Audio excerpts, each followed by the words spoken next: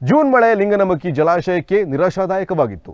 ಆದ್ರೀಗ July ತಿಂಗಳ ರಭಸದ ಮಳೆ ಹೀಗೆ ಸ್ವಲ್ಪ ಹೆಚ್ಚು ಕಡಿಮೆ ಮುಂದುವರಿದರೆ ಲಿಂಗನಮಕ್ಕಿ ಆಗಸ್ಟ್ ಮೊದಲ ವಾರ ಗರಿಷ್ಠ ಮಟ್ಟ 1819 ಅಡಿ ತಲುಪಿ ರಾಜ್ಯದ ವಿದ್ಯುತ್ ಕ್ಷಾಮ ನಿವಾರಣೆಗೆ ಕೊಡುಗೆಯಾಗಲಿದೆ. ಈ ಕುರಿತು ಸ್ಪೆಷಲ್ ಸ್ಟೋರಿ ಇಲ್ಲಿದೆ ನೋಡಿ. 1800 ಅಡಿ ತುಂಬಿದ ಲಿಂಗನಮಕ್ಕಿ ಭರ್ತಿಗೆ ಇನ್ನೂ 20 ಅಡಿಗಳಷ್ಟೇ ಬಾಕಿ.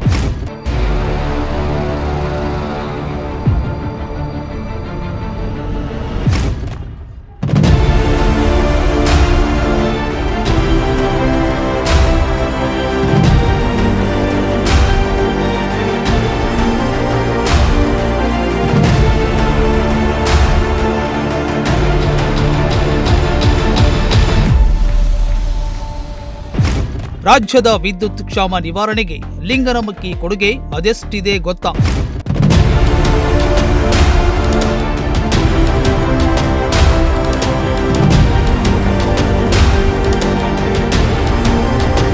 ಸಮುದ್ರದಂತೆ ರಪರಪ ಎಂದು ಅಬ್ಬರ ಮಾಡದಿದ್ರೂ ಕಣ್ಣು ಚಾಚಿದಷ್ಟು ವಿಶಾಲವಾಗಿ ವ್ಯಾಪಿಸಿರುವ ಪ್ರಶಾಂತಮಯ ಜಲರಾಶಿ, ಮನವನ್ನ ಪ್ರಫುಲ್ಲಗೊಳಿಸುವ ವಾತಾವರಣ.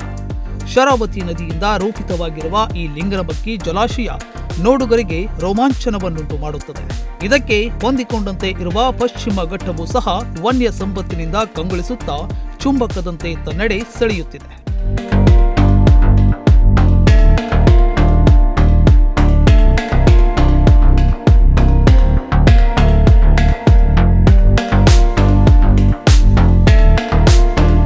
ಹೌದು, 1964ರಲ್ಲಿ ಶಿವಮೊಗ್ಗ ಜಿಲ್ಲೆಯಲ್ಲಿ ನಿರ್ಮಾಣವಾದ ಲಿಂಗನಮಕ್ಕಿ ಜಲಾಶಯ ತುಂಬಿದೆ ಅಂದ್ರೆ ಸಂತಸ ಪಡುವ ವಿಚಾರ.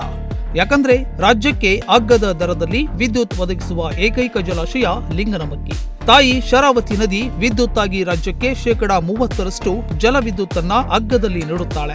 ಅಷ್ಟೇ ಅಲ್ಲ, ಶರಾವತಿ ಕಣಿವೆ ಯೋಜನೆಯ ಕಾರ್ಗಲ್, ಜೋಗ, ಲಿಂಗನಮಕ್ಕಿ, ಬಾರಂಗಿ ಹೋಬಳಿಯ ಗ್ರಾಮಗಳು, ಸಾಗರ ಮತ್ತು ಹೊಸನಗರ ತಾಲೂಕಿನ ಹಲವು ಗ್ರಾಮಗಳು ಕುಡಿಯುವ ನೀರಿಗಾಗಿ ಇದೇ ಜಲಾಶಯವನ್ನ ಆಶ್ರಯಿಸಿವೆ.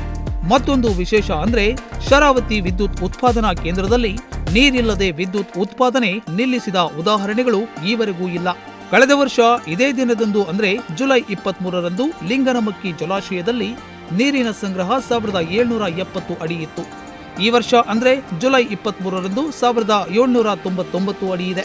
ಕಳೆದ ವರ್ಷಕ್ಕಿಂತ 29 ಅಡಿ ಜಲಮಟ್ಟ ಹೆಚ್ಚಿದೆ.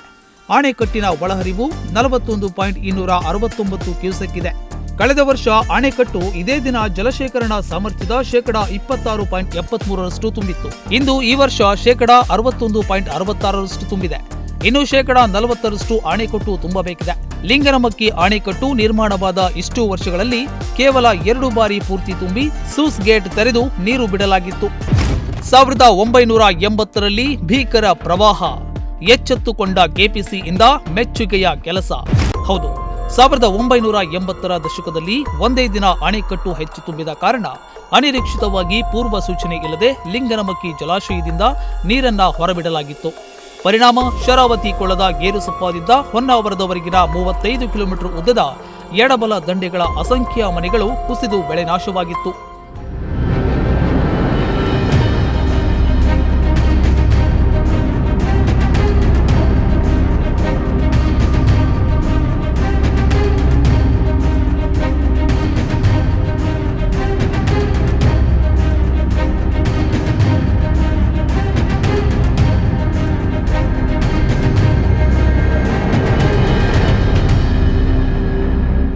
ಮಾನವ ಹಕ್ಕುಗಳ ಆಯೋಗ ಇದರ ವಿಚಾರಣೆ ನಡೆಸಿ ಮುಂದೆ ಲಿಂಗನಮಕ್ಕಿಯ ಗರಿಷ್ಠ ಮಟ್ಟ 1819 ಅಡಿ ತುಂಬುವ ಮೊದಲು ಅಂದ್ರೆ 1815 ಅಡಿ ದಾಟಿದ ಮೇಲೆ ಒಳಹರಿವು ನೋಡಿಕೊಂಡು ಸ್ವಲ್ಪ ನೀರು ಬಿಟ್ಟು ನೆರೆಯ ಅಪಾಯ ತಪ್ಪಿಸಬೇಕು.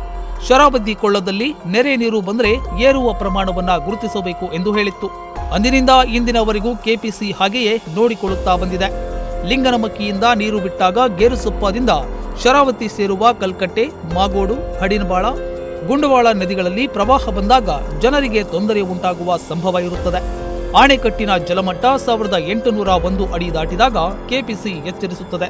ನೀರು ತುಂಬುತ್ತಾ ಬಂದಂತೆ ಜಲಾನಯನ ಪ್ರದೇಶ ವಿಶಾಲವಾಗಿರುವುದರಿಂದ 1800 ಅಡಿ ದಾಟಿದ ಮೇಲೆ ಎಷ್ಟೇ ಮಳೆ ಬಂದರೂ ದಿನಕ್ಕೆ 1-2 ಅಡಿ ನೀರು ಬರುತ್ತದೆ. 1800 ಅಡಿ ದಾಟಿದ ಮೇಲೆ ಕೆಪಿಸಿ ನೀರು ಬಿಡುವ ಸೂಚನೆ ನೀಡಿ ಒಳಹರಿವು ಲೆಕ್ಕ ಹಾಕಿ ನಿಧಾನವಾಗಿ ಆಣೆಕಟ್ಟು ತುಂಬಿಸುತ್ತಾ ಉಳಿದ ನೀರು ಸ್ವಲ್ಪ ಸ್ವಲ್ಪವಾಗಿಯೇ ಹೊರಹೋಗುವಂತೆ ಮಾಡುತ್ತದೆ. ಇದರಿಂದ ನೆರೆ ಬರುವುದಿಲ್ಲ. ಕಳೆದ 4 ವರ್ಷದಿಂದ ಮಳೆಗಾಲ ಮುಗಿಯಲು ಅಣೆಕಟ್ಟು ತುಂಬಲು ಸರಿಯಾಗುವಂತೆ ಮಾಡಿ ಕೆಪಿಸಿ ಮೆಚ್ಚುಗೆ ಗಳಿಸಿದೆ. ಲಿಂಗನಮಕ್ಕಿಯಿಂದ ನೀರು ಬಿಟ್ಟರೆ ಅದು ಜಲಪಾತದಲ್ಲಿ ಧುಮುಕಿ ಕೊಳ್ಳದಲ್ಲಿ ಬಂದು ನಿಲ್ಲುತ್ತದೆ.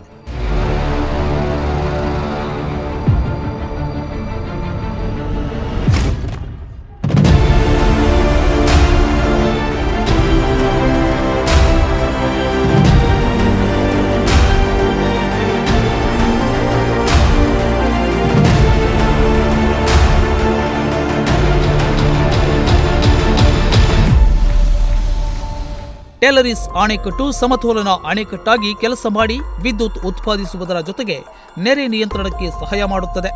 ರಾಜ್ಯದ ಎಲ್ಲ ಅಣೆಕಟ್ಟು ತುಂಬುತ್ತಾ ಬಂದ ಕಾರಣ ಹಲವರು ಲಿಂಗನಮಕ್ಕಿಯ ಕುರಿತು ವಿಚಾರಿಸುತ್ತಾರೆ. ಇದೇ ರೀತಿ ಮಳೆ ಬಿಡುವು ನೀಡದೆ ಮುಂದುವರೆದರೆ ಈ ತಿಂಗಳ ಕೊನೆಯವರೆಗೆ ಲಿಂಗನಮಕ್ಕಿ ತುಂಬುವ ಸಾಧ್ಯತೆ ಇದೆ. ಮುಂದಿನದು ಮಳೆಯನ್ನ ಅವಲಂಬಿಸಿದೆ.